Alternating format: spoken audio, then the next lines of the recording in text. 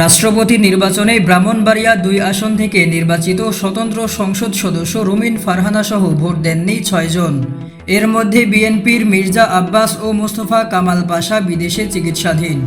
এছাড়া বিএনপির সংসদ সদস্য ওসমান ফারুক ও খেলাফত মজলিসের আবুল হাসানও ভোট দিতে আসেননি। আবুল হাসান বিদেশে অবস্থান করছেন বলে জানিয়েছেন তার দলের মহাসচিব আহমেদ আব্দুল কাদের। জামাত থেকে বহিষ্কৃত সংসদ সদস্য গাজী নজরুল ইসলামকেও ভোট দিতে দেখা যায়নি। আদালতের আদেশের কারণে চট্টগ্রাম ৬ আসনের ফলপ্রকাশ স্থগিত করা হয়েছে। একই সঙ্গে ওই আসনের বিএনপির আসলাম চৌধুরীর প্রার্থিতা বাতিল হয়েছে। ফলে বর্তমানে সংসদে সংরক্ষিত নারীসহ রাষ্ট্রপতি নির্বাচনে ভোটার ছিলেন ৩৪৯ জন সংসদ সদস্য। এর মধ্যে বিএনপির মনোনীত রাষ্ট্রপতি পদপ্রার্থী মির্জা ফখরুল ইসলাম আলমগীর ২৫৫ ভোট পেয়ে রাষ্ট্রপতি নির্বাচিত হয়েছেন। অন্যদিকে জামাতের নেতৃত্বাধীন ১১ দলীয় ঐক্যের প্রার্থী অলি আহমেদ পেয়েছেন ৮৮ ভোট।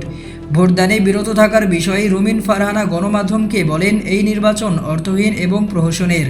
ভোট না দেওয়ার পক্ষে তিনি কয়েকটি কারণ তুলে ধরেন। এ প্রসঙ্গে তিনি বলেন, আমার কাছে রাষ্ট্রপতি নির্বাচনকে অর্থহীন মনে হয়েছে, কারণ ভোটে অনিশ্চয়তা না থাকলে সেটা কোনো নির্বাচন নয়। এ নির্বাচনের ফলাফল কি তা সবার জানা, তাহলে এটাকে কেন ভোট বলবো? সুতরাং এটা মনোনয়ন, নির্বাচন নয়। ভোট না দেওয়ার দ্বিতীয় কারণ ব্যাখ্যা করেন রুমিন ফারহানা। তিনি বলেন, এত বড় একটি গণ অভ্যুত্থান গেল, যার সঙ্গে জাতি হিসেবে আমাদের আত্মত্যাগ, অনেক স্বপ্ন জড়িত। তাহলে আমরা সবাই মিলে কেন একজন অরাজনৈতিক এবং গ্রহণযোগ্য ব্যক্তিকে রাষ্ট্রপতি পদে মনোনীত করতে পারলাম না? তৃতীয় কারণটি নিজের কাছে সবচেয়ে গুরুত্বপূর্ণ উল্লেখ করে রুমিন ফারহানা বলেন, রাষ্ট্রপতি পদে ভোটের আগে বিএনপি সংবিধানের ৭০ অনুচ্ছেদের ভয় দেখালো, অথচ ২০১৬ সাল থেকে বিএনপি ভিশন ২০৩০-এ গলার রগ ফুলিয়ে কথা বলেছে দলের বাইরে ভোট দিলে তার সংসদ সদস্য পদ বাতিল হবে। এরকম প্রহসনের ভোট আমি দেব না।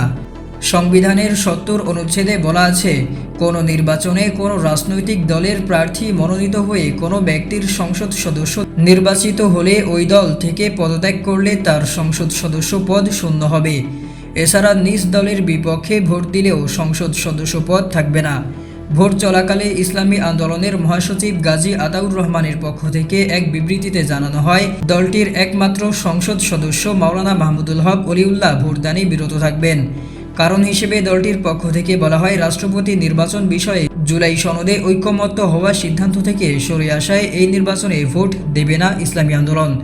তবে পরে ইসলামী আন্দোলনের সংসদ সদস্য ভোট দিয়েছেন বলে জানা গেছে।